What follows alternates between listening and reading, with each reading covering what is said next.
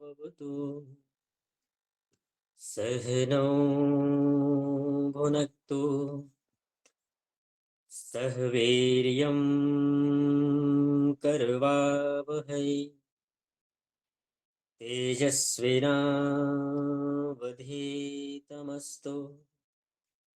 मा वहै। ॐ शान्तिः शान्तिः शान्तिः। सत्यार्थ प्रकाश की कक्षा में आप सभी का हार्दिक स्वागत अभिनंदन है। सत्यार्थ प्रकाश के अंतर्गत हम 11वें समोल्लास के ऊपर विचार कर रहे हैं। 11वां समोल्लास जिसका विषय है आर्यावर्तीय मत मतांतर विषय, खंडन मंडन विषय। आर्यावर्त के अंदर वेद विरुद्ध जितने भी मत मतांतर हैं उनका हो रहा है खंडन, और वेद के अनुकूल जो बातें हैं, वेद के अनुकूल जो विचार है, उसका हो रहा है मंडन। उसी को हम दूसरे भाषा में क्या कहते हैं?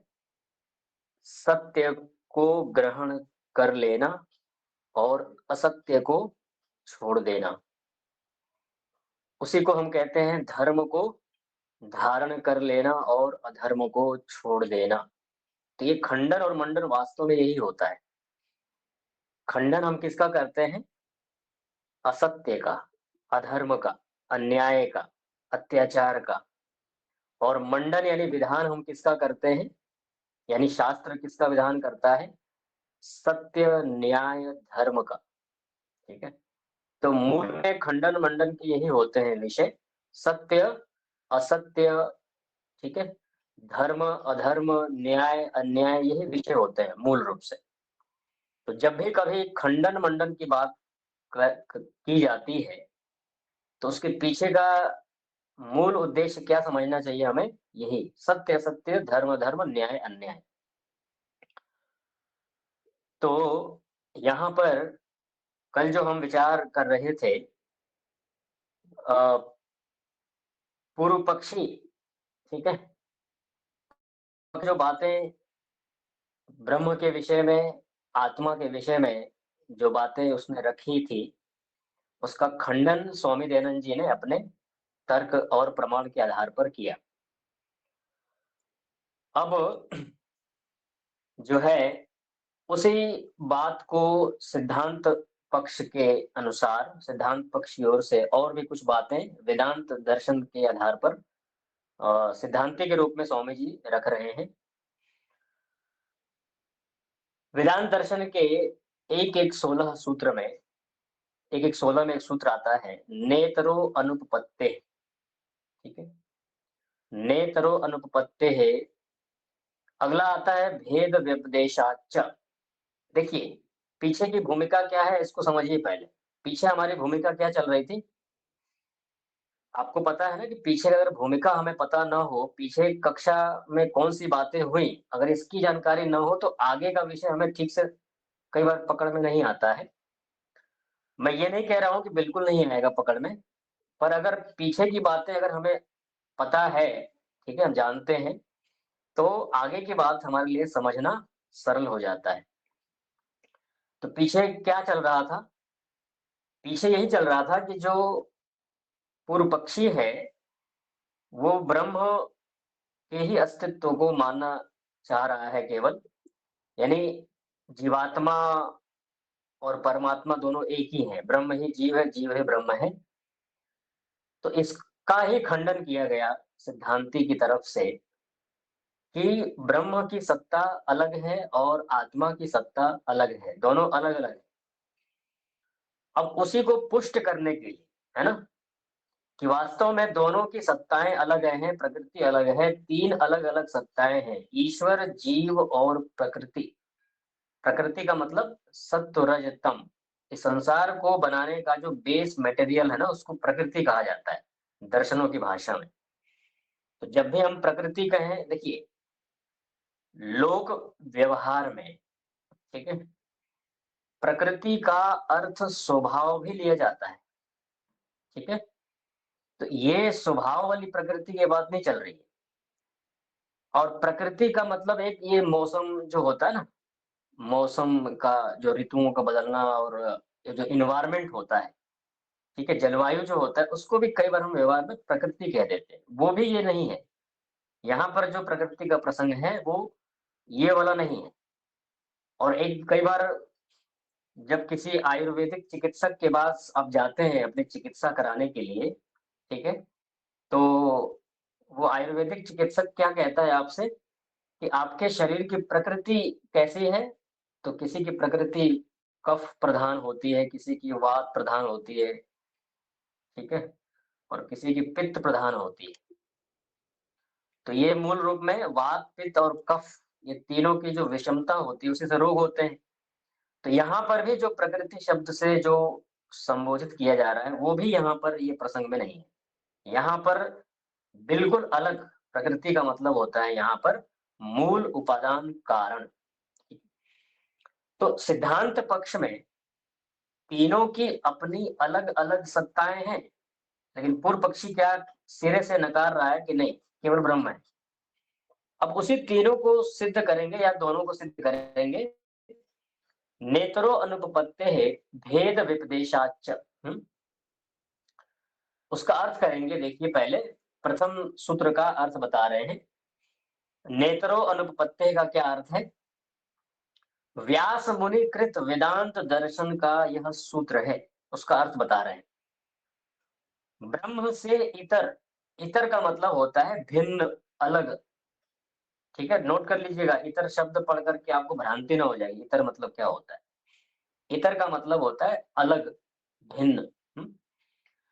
ब्रह्म से इतर जीव सृष्टि करता नहीं है।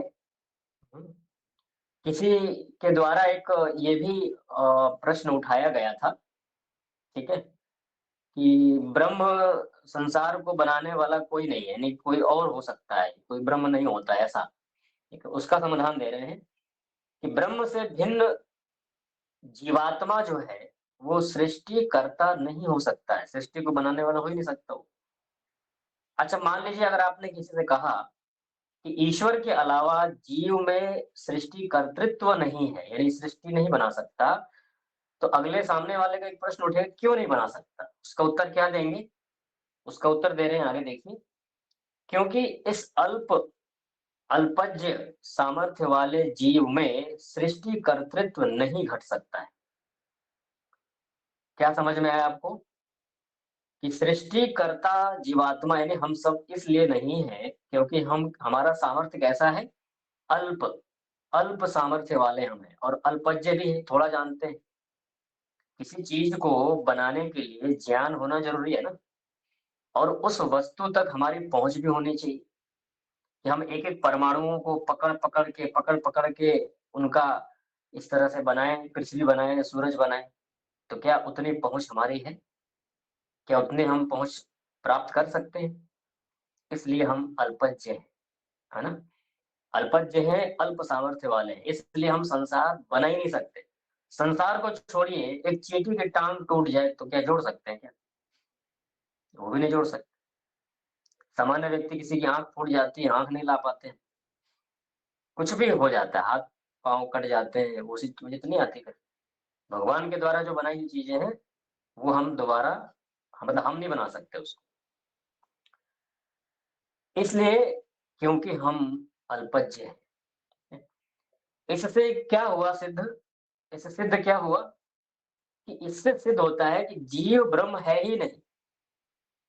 जीवात्मा ने संसार को नहीं बनाया, लेकिन संसार तो बना है। अब संसार बना है तो कोई न कोई बनाने वाला तो होगा ना, क्योंकि आप एक सिद्धांत को अच्छी तरह जानते हैं कि कोई भी वस्तु, ठीक है, जो बनी है वो अपने आप तो नहीं बनती है, उसको कोई न कोई बनाता है ना, उसको बनाने वाला व्यक्ति होता है।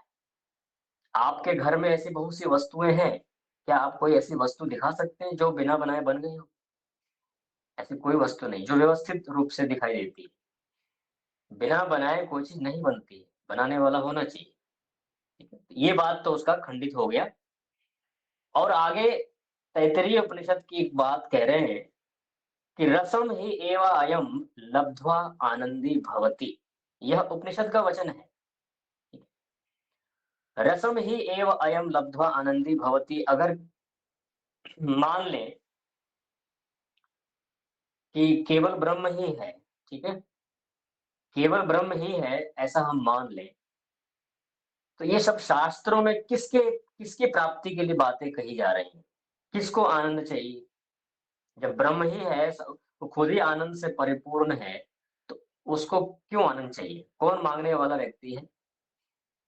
जैसे घर में दो व्यक्ति होते हैं ना, एक मांगने वाला होता है, एक देने वाला होता है। तो इससे सिद्ध हो रहा है ना कि एक मांगने वाला अलग है और जो देने वाला वो अलग है। तो जब शास्त्र कह रहा है कि रसम ही एव अयम लब्ध्वा आनंदी भवति, उस रस को, रस कौन? परमात्मा हो। उस रस को प्राप्त करके ही यह जीवात्मा क्या होता है? आनंदी भवति, आनंदी हो जाता है। आनंदी का मतलब क्या होता है? आनंद से युक्त हो जाता है। ठीक है? तो आनंद से युक्त होने वाला अलग है और जिसके आनंद को प्राप्त किया जा रहा है वो व्यक्ति अलग है। तो इससे भी सिद्ध होता है कि ब्रह्म और जीव अलग-अलग हैं। अब देखिए, वेदांत दर्शन का दूसरा सूत्र देखिए, भेद व्यपदेशाच्च। बोलिए मेरे साथ, भेद, माइक बंद रखिएगा। भेद व्यपदेशाच्च। ठीक है? भेद से तो आप समझ रहे हैं ना? भेद से मतलब क्या होता है? अलग-अलग, है ना? अब दूसरे नंबर के सूत्र को, उसका भाष्य कर रहे हैं हिंदी में, देखिए। जीव और ब्रह्म भिन्न है, अलग-अलग हैं, क्योंकि इन दोनों का भेद प्रतिपादित किया गया है शास्त्रों में। क्योंकि शास्त्र कह रहा है, वेद, दर्शन, उपनिषद, रामायण, गीता, महाभारत सब एक सुर में कह रहे हैं कि दोनों अलग-अलग हैं। तो ये मूर्खों की बात क्यों माननी हो जाएगी, जो जानता ही नहीं। जो ऐसा न होता तो रस अर्थात आनंद स्वरूप ब्रह्म को प्राप्त होकर जीव आनंद स्वरूप होता है।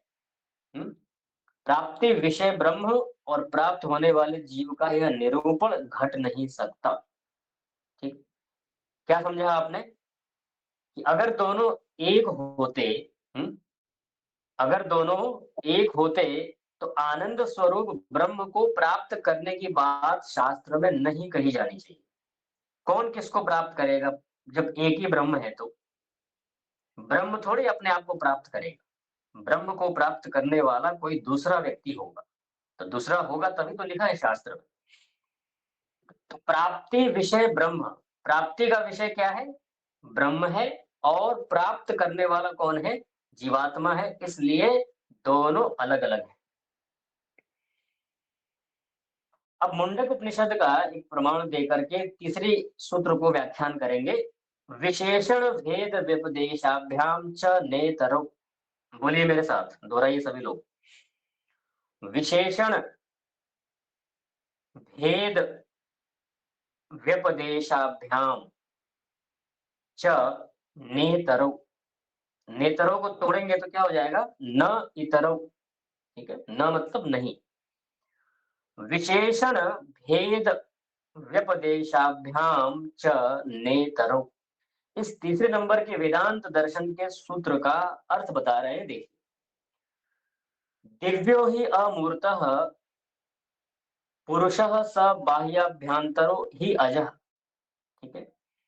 अप्राणो ही अमनः शुभ्रो ही अक्षरात् परतः परः। यह मुंडक उपनिषद का मंत्र है। अभी आप लोग उपनिषद पढ़ रहे हैं ना, तो अभी आप क्या पढ़ रहे हैं? कठोपनिषद। ठीक है? फिर उसके बाद प्रश्नोपनिषद आएगा, फिर उसके बाद इसका भी क्रम आएगा, मुंडक उपनिषद भी आएगा। तो उस मुंडक उपनिषद में एक मंत्र आया, उसका बता रहे हैं कि देखिए, दिव्य शुद्ध मूर्तिमत्व रहित। सबसे पहले क्या बताया विशेषता? दिव्य मूर्तिमत्व रहित, मूर्ति से रहित। अब लोग पढ़ते नहीं है शास्त्र को। तो एक कहावत सुनी आपने, भेड़ चाल? भेड़ चाल क्या होता है? एक के पीछे दूसरा चलता रहता है। कहाँ जा रहे हैं, क्यों जा रहे हैं, इसका कुछ पता नहीं होता है, बस जा रहे हैं बस। इसी को कहते हैं भेड़ चाल। पीछे का लॉजिक पता नहीं है, उद्देश्य पता नहीं है, प्रमाण कुछ है नहीं, जानकारी नहीं है, बस चले जा रहे हैं। वो है ना एक गीत, जिए जा रहे हैं, जिए जा रहे हैं, सफर को खत्म हम किए जा रहे हैं, क्यों जी रहे हैं पता ही नहीं है। तो ये जो चीज होती है, कि शास्त्र कह रहा है कि अमूर्तः, उसका मूर्ति है ही नहीं। अब बताओ कौन किसकी मूर्ति बना रहा है, किसकी बना रहा है? सब में पूर्ण है, बाहर भीतर निरंतर व्यापक है, अजन्मा है, जन्म लेता ही नहीं है। अब उसका जन्म करा रहे हैं, उसके कृष्ण के रूप में, राम के रूप में उसका जन्म हो रहा है। जो सबको जन्म देता है, हाँ जी लिखिए इसको। दूसरों से आपको पूछना है, आप केवल अपने लिए नहीं पढ़ रहे हैं, दूसरों के लिए भी आप पढ़ रहे हैं। ठीक है, विशेष बातों को नोट कीजिए।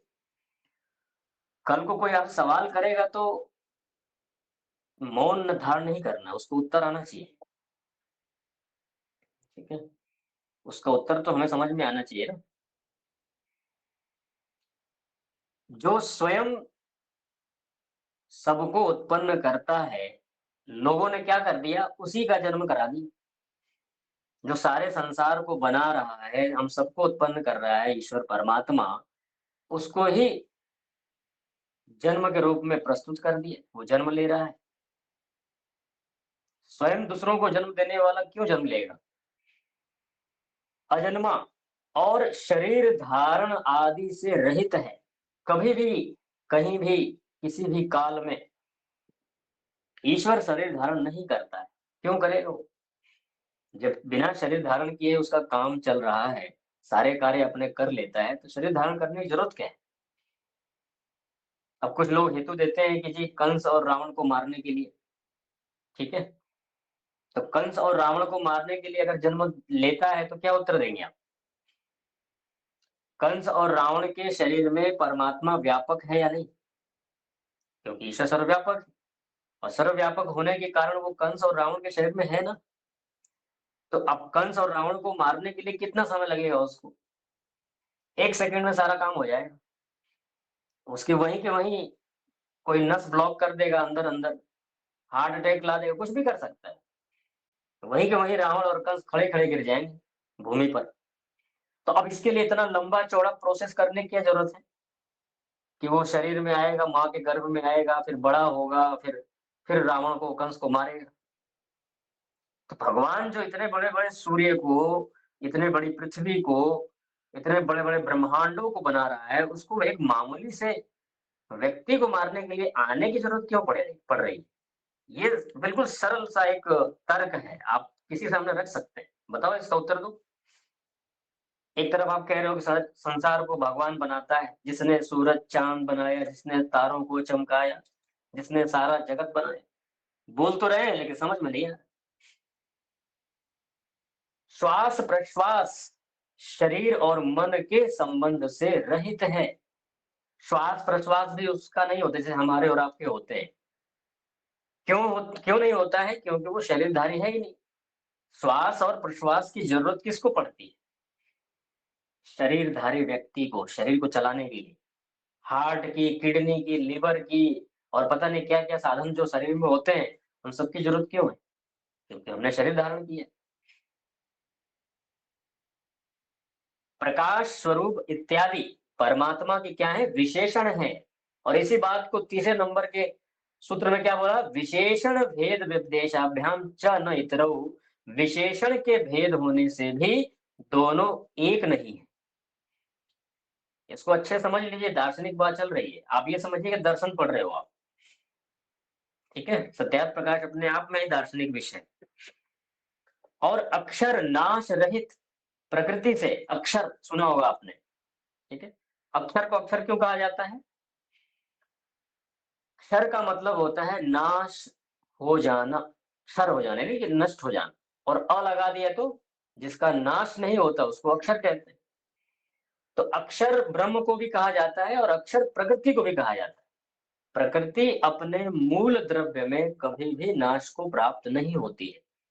मूल द्रव्य में हमेशा विद्यमान रहती है। मूल का नाश कभी नहीं होता है। तो नाश रहित प्रकृति से परे अर्थात सूक्ष्म जीव और उससे भी परमेश्वर क्या है? परे है। देखिए, मैंने आपको पिछली कक्षा में ये संभवतः कठोपनिषद की कक्षा में एक प्रसंग चला था ना, सूक्ष्म से स्थूल की ओर, ठीक है? और स्थूल से सूक्ष्म की ओर। तो इस संसार का सबसे सूक्ष्मतम जड़ पदार्थ क्या है? प्रकृति, सत्वरजतम। और उस जड़ प्रकृति से भी सूक्ष्म क्या है? आत्मा, हम और आप। और आत्मा से भी सूक्ष्म क्या है? परमात्मा। और परमात्मा से सूक्ष्म इस दुनिया में कुछ भी नहीं। ठीक है? तो कहा कि उस नाश रहित प्रकृति से परे सूक्ष्म जीवात्मा है और उससे भी परे, उससे भी सूक्ष्म क्या है? ब्रह्म है, परमात्मा है।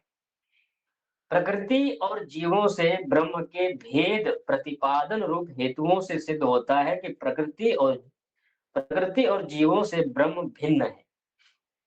तीन चीजें हो गई ना, एक प्रकृति हो गई, एक जीव हो गया, एक परमात्मा हो गया। इसमें कोई आपको शंका आती है तो नोट कर लीजिएगा, 9 बजे कर लेंगे इसका समाधान।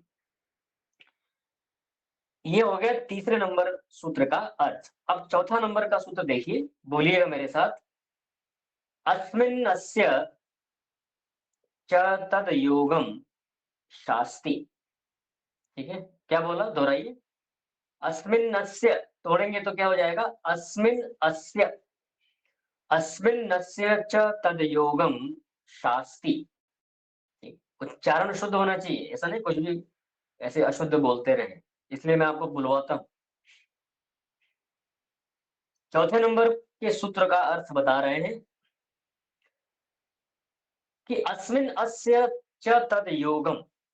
ठीक है, इसी सर्वव्यापक ब्रह्म में जीव का योग व जीव में ब्रह्म का योग प्रतिपादित करने से सिद्ध है कि जीव और ब्रह्म क्या है? भिन्न भिन्न है। क्या समझ में आया आपको? सर्वव्यापक ब्रह्म में जीव का योग, जैसे आप करते हैं ना, ध्यान उपासना करते हैं, किसकी करते हैं? परमात्मा की। ठीक है, तो परमात्मा का जब हम करते हैं तो हमारा योग होता है। योग का मतलब मिलन, जुड़ाव। मिलन किससे होता है? मिलन क्या किसी अकेले व्यक्ति से हो सकता है? मिलन हमेशा दो व्यक्ति से होता है। मिलने के लिए सामने कोई व्यक्ति होना चाहिए ना, तभी तो उससे मिलेंगे हम। खुद से कैसे मिलेंगे? तो जब हम ध्यान में, उपासना में, जब हम ईश्वर के गुणों का विचार करते, सिद्ध हो रहा है ना कि कोई है, उसको हम पुकार रहे हैं। ब्रह्म का योग प्रतिपादित करने से सिद्ध होता है कि ब्रह्म जीव और ब्रह्म भिन्न है, क्योंकि योग हमेशा भिन्न पदार्थों का हुआ करता है। मान लीजिए कि हमने कहा कि किसी चीज को जोड़ो, तो जोड़ने के लिए दूसरी वस्तु भी होनी चाहिए ना। तो जोड़ने के लिए दूसरी वस्तु होनी चाहिए, दो अलग अलग चीजें होंगी तभी जोड़ेंगे। तो यहाँ योग यानी एक दूसरे के साथ संबंध का कथन होने से, संबंधों का व्यवहार होने से इससे सिद्ध होता है कि ईश्वर और जीव अलग अलग है। अब आप कहेंगे कि ईश्वर जीव को सिद्ध करने के लिए इतने सारे उदाहरण क्यों हैं? ठीक है, आपका सवाल हो सकता है। इसका क्या उत्तर बनेगा? इसका उत्तर ये बनेगा कि जब कभी किसी के साथ आपका पाला पड़ेगा, आमना सामना होगा, हम्म, तो आपने उस व्यक्ति को ब्रह्म और जीव की भिन्नता बताने के लिए कोई एक प्रमाण दिया, और उसका एक प्रमाण से अगर उसका पेट नहीं भरा, तो उस समय क्या करेंगे आप? उसका एक प्रमाण देने से आपके उसका पेट नहीं भरा, उसका उसका मन शांत नहीं हुआ, तो उस समय तो फिर वो आप क्या करेंगे? आपके पास प्रमाण और भी होने चाहिए ना। तो एक नहीं दो, दो नहीं तीन, इसी को हम कह सकते हैं कि plan A, plan B, plan C तैयार रखिए। एक से उत्तर समझ में नहीं आया, दूसरा देंगे, दूसरा नहीं, तीसरा देंगे उसको, कोई तो समझ में आएगा उसको। इसलिए ऋषियों ने एक ही विषय को सिद्ध करने के लिए अलग अलग प्रमाण दिए। यद्यपि ब्रह्म और जीव की विविधता यानी कि उनकी भिन्नता सिद्ध हो चुकी है, फिर भी उसके लिए कौन कौन से प्रमाण, कौन कौन से हेतु हो सकते हैं वो सब बता रहे हैं। ठीक है, अब 5वें नंबर का सूत्र देखिए, अन्यतस धर्मोपदेशात। अन्यतस, फिर सिद्ध वही करेंगे, ब्रह्म जीव की एकता अनेकता, यानी कि ब्रह्म जीव अलग अलग है, यही सिद्ध करना है, उसके लिए अलग प्रमाण दे रहे हैं। अंतस्तद धर्मोपदेशात, बोलिए मेरे साथ, अंतस्तद धर्मोपदेशात। इसका अर्थ बता रहे हैं, इस ब्रह्म के अंतर्यामी आदि धर्म कथन किए हैं। अंतर्यामी आदि, अंतर्यामी का मतलब क्या होता है? हाँ जी, पता है आप लोगों को अंतर्यामी का मतलब क्या होता है? अंतर्यामी बहुत बार सुना होगा आप लोगों ने, अपने बताइएगा अंदर, अंदर की बात हम्म, जानने अपने वाला, अंदर रहने वाला, अंदर की बात अपने अंदर की बात जानने जानने वाला। वाला। अच्छा, शब्दों का अर्थ अगर पूछे आपसे कि शब्दों का अर्थ क्या है, चलो ये तो आपने सुना सुना है, बोल दिया, शब्द का क्या अर्थ है, कैसे अर्थ करेंगे, तोड़ेंगे कैसे इसको? चलिए विचार करिए, 9 बजे करते हैं इसका ध्यान के बाद। अंतर्यामी है ना शब्द, इसमें कौन कौन शब्द है? अंतर यानी देखिए, अंतर का जानने वाला। बहुत अच्छा, अंतर्यामी है ना, अंतः आयामी। अंतः का मतलब होता है भीतर, आयाम का मतलब होता है ठहरा हुआ। भीतर जो ठहरा हुआ है उसको कहते हैं अंतर्यामी। और जो भीतर ठहरा हुआ है वो सब कुछ जान लेता है। आप कब कब क्या सोचते हैं, क्या विचारते हैं, क्या संकल्प लेते हैं, सब भगवान जानता रहता है हर क्षण। ठीक है, किस किस प्रकार से आप क्या क्या कब कब विचारते हैं, सारा हिसाब किताब रहता है उसके पास, सारा लेखा जोखा रखता है वो। ठीक है, हम और एक दूसरे को तो नहीं जान सकते, हम तो अल्पज्ञ हैं। अगला व्यक्ति जब तक अपनी वाणी से कुछ कहे नहीं, हम नहीं जान पाते उसके मन में क्या चल रहा है, जब तक कि वो अपनी बातों को रखे नहीं। लेकिन ईश्वर जैसे ही आपके मन में विचार आता है जान लेता है। क्यों जान लेता है? क्योंकि वो अंतर्यामी है ना, अंदर ठहरा हुआ है। इस ब्रह्म के अंतर्यामी आदि धर्म कथन किए गए, बताए गए, और जीव के भीतर व्यापक होने से व्याप्य जीव और व्यापक ब्रह्म, व्याप्य जीव व्यापक ब्रह्म से भिन्न है। इसको कॉमा लगा लीजिए यहाँ पे, व्याप्य जीव के बाद कॉमा लगा लीजिए। ठीक है, ताकि आपको पढ़ने में सुविधा हो। व्याप्य जीव और व्यापक ब्रह्म, इससे क्या समझते हैं आप? व्याप्य का मतलब क्या होता है और व्यापक का मतलब क्या होता है? ठीक है, आपके ने जो सब जगह है, हम्म, ये क्या है, व्यापक या व्याप्य? व्यापक आचार्य जी, व्यापक। जो सब जगह रहता है उसको कहते हैं व्यापक। ठीक है, और जो उस व्यापक के अंदर विद्यमान रहता है एक देशी के रूप में, उसको कहते हैं व्याप्य। क्या कहा मैंने?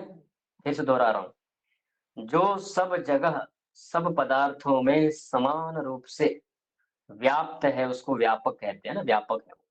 और उस व्यापक के अंदर जो विद्यमान है एक देशी रूप में, उसको कहते हैं व्याप्य। ठीक है, माइक बंद कर लीजिए, माइक बंद कीजिए, जैसे ही आपका उत्तर आ जाए माइक बंद कर लीजिए।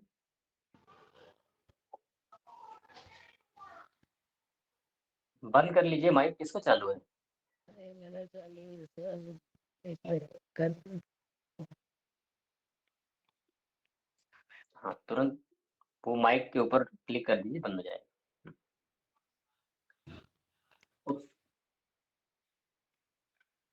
ठीक है,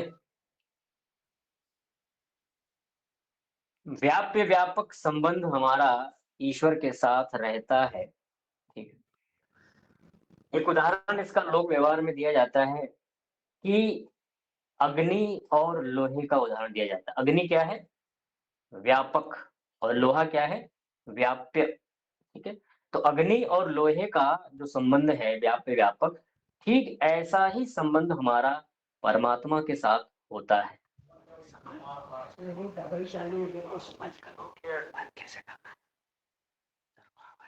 सीख लीजिए माता जी सीख लीजिए माइक कैसे बंद किया जाता है।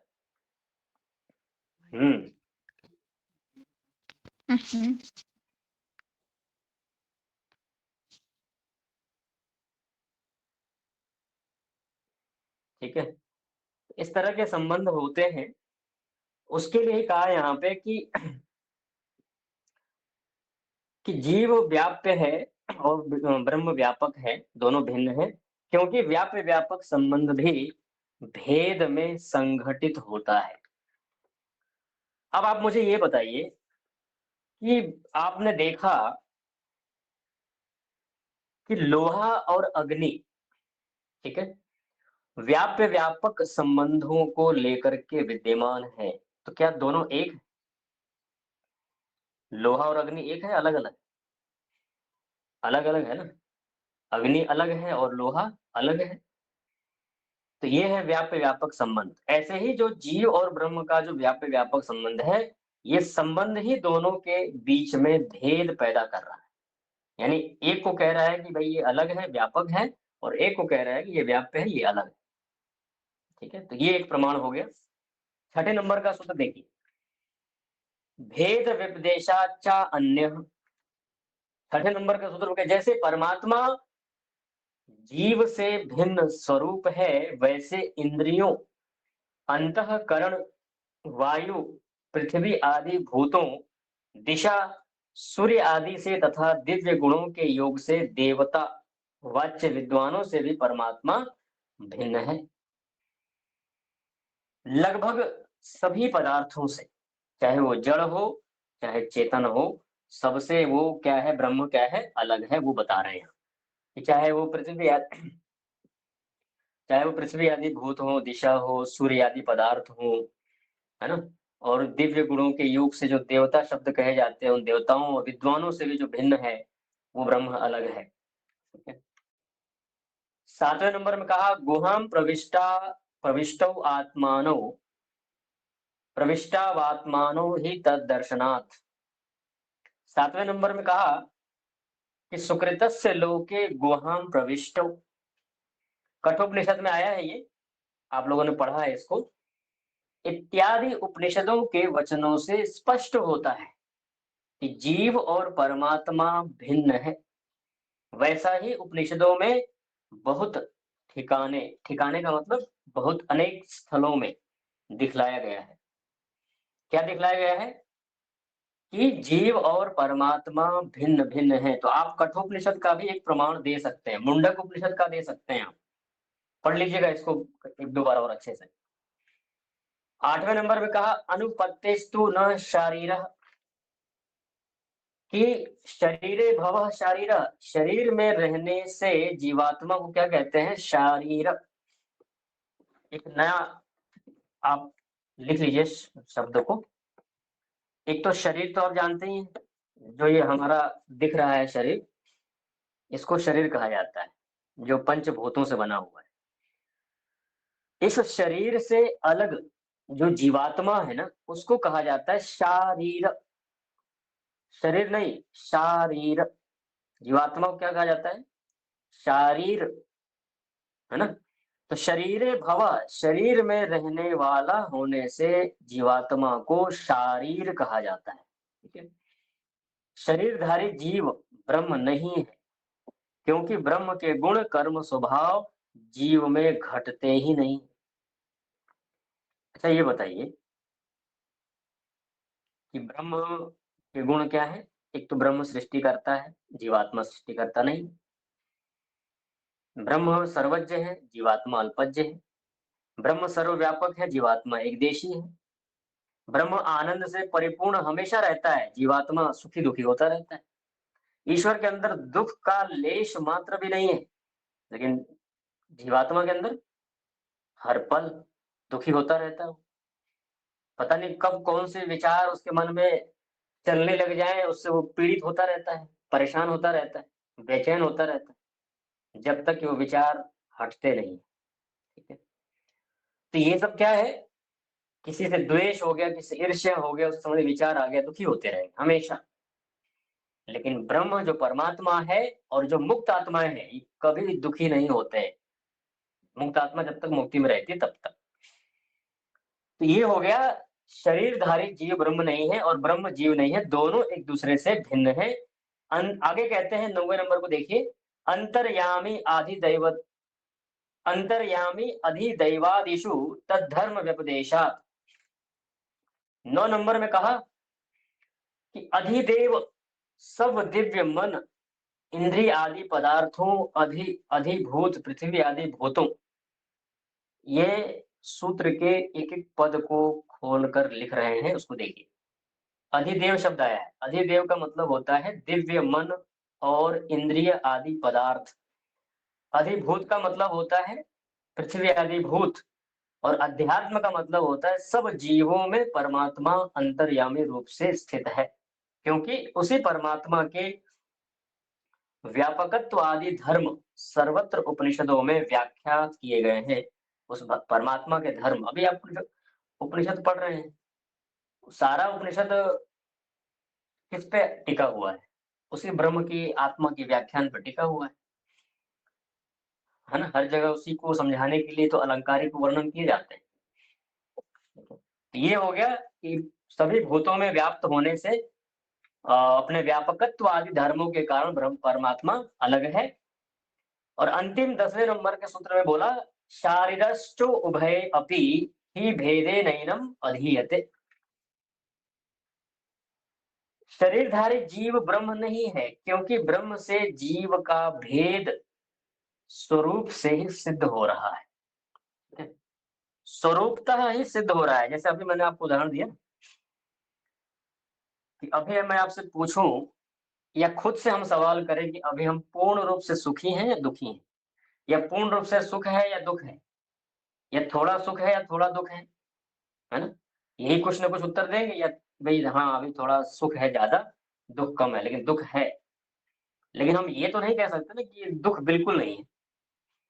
हो सकता है आप में से कुछ लोग बैठे हों, जैसे ही कक्षा पौने नौ होता होगा, 8:40 होता होगा, धीरे धीरे घबरा जाते होंगे, भाई अब तो चलना है जल्दी जल्दी। मतलब एक समझाने के लिए कह रहा हूँ, ऐसा हो ऐसा कोई जरूरी नहीं है, पर होता है ऐसा कि जब हम कभी कहीं किसी जगह बैठे रहते हैं लगातार, तो वो तो भी दुख है। बेड पर आप सोए रहते हैं लगातार, तो भी दुख है, आप ज्यादा सो नहीं सकते। लगातार आप चल रहे हैं, तो भी दुख है, लगातार आप चल नहीं सकते। खा रहे हैं, तो भी दुख है, क्योंकि लगातार खा नहीं सकते। पीते जा रहे हैं, तो भी दुख है, क्योंकि लगातार पी नहीं सकते। अब बोलो, आप कौन सी संसार में कोई ऐसी स्थिति है जहां आपको लगता है कि अब बस यही है पर्याप्त? कोई नहीं है। हर स्थिति में जा करके आप ऊब जाते हो, हर स्थिति में जा करके आप परेशान हो जाते हो। ठीक है।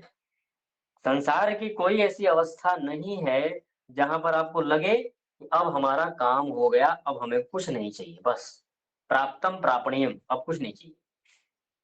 लगा ऐसा आपको? जब आप बच्चे थे तो आपको लगता था ना कि एक बार मैं जवान हो जाऊं बस। हम्म? एक बार मैं जवान हो जाऊं, हमारे जेब में पैसे होंगे, आजादी होगी। आज हम कुछ मांगते हैं तो गाल पे चाटा लगता है हमारे, हमको मिलता नहीं है। अपनी इच्छा से हम कहीं जा नहीं सकते। आप ये बताइए, सोचिए कि जब आप बच्चे थे तो सोचे कि आपने जवान हो जाए, अब जवान हो गए तो क्या लगता है, सब हो गया ठीक। जवान हो जाने के बाद भी तो लग रहा है ना कुछ कमी है। फिर सोचते हैं कि एक बार बूढ़े हो जाएं। हालांकि बूढ़ा होना तो कोई सोचता नहीं है, कोई भी व्यक्ति ऐसा नहीं सोचता कि मैं बूढ़ा हो जाऊं। लेकिन वो ये सोचता है कि हाँ एक बार हमारा परिवार सेटल हो गया, सारी जिम्मेदारियों से मैं मुक्त हो जाऊंगा और बड़ी शांति से जीऊंगा। आप में से कितने ऐसे लोग हैं जो वृद्धावस्था में पहुंच गए और शांति से जी रहे हैं?